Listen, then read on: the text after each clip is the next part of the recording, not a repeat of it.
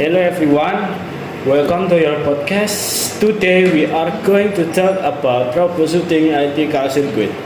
This topic is very important for student, technician and electrical engineer. I'm your host and today I'm joined by 6 speakers. Let it introduce yourself. Hello, I'm Technician 1. I will talk about common problems in electrical current.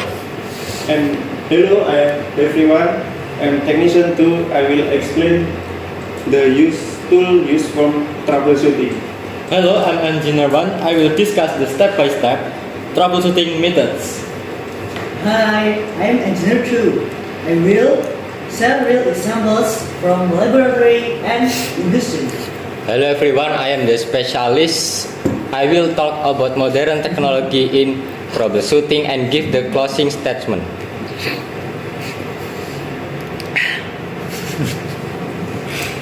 Okay, let's start from the basic.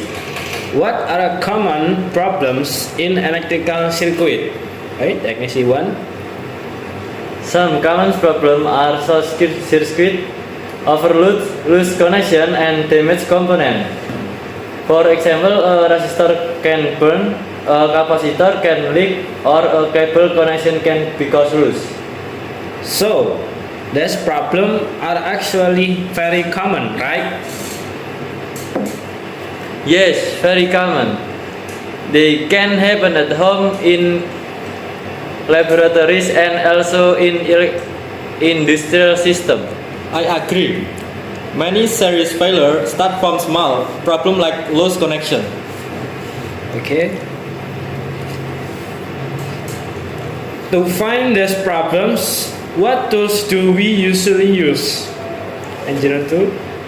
The most common tool is a multimeter. It is used to measure voltage, current, and resistance. Okay.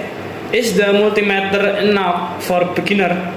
Yes, for beginner it is more than enough, but in industry we also use clamp meter for high current, test pan, and continuity tester. And using the right tool also makes the job safer. Okay.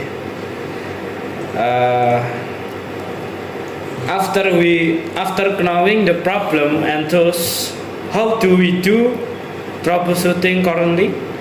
First, we check the power supply to make sure electricity is present. Why is the steps important? Because sometimes the problem is not in the circuit, but in the source. After that, we do a visual inspection, such as checking burned cable or damaged component.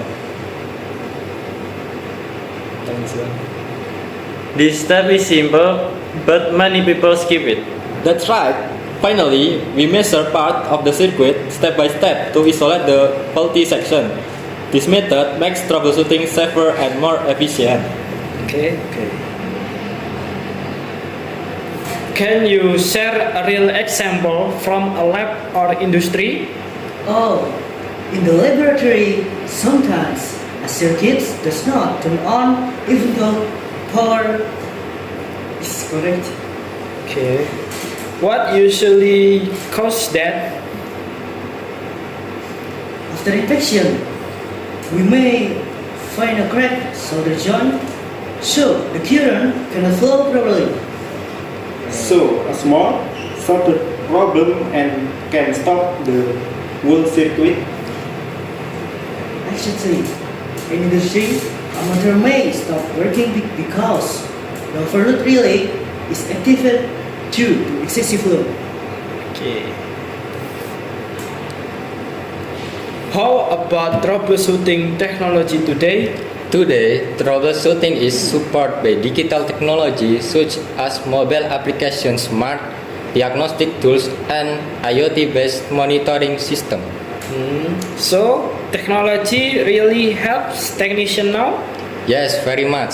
These technologies help technicians detect problem faster and sometimes even before serious damage happen. This is very useful, especially in large electrical systems. Okay.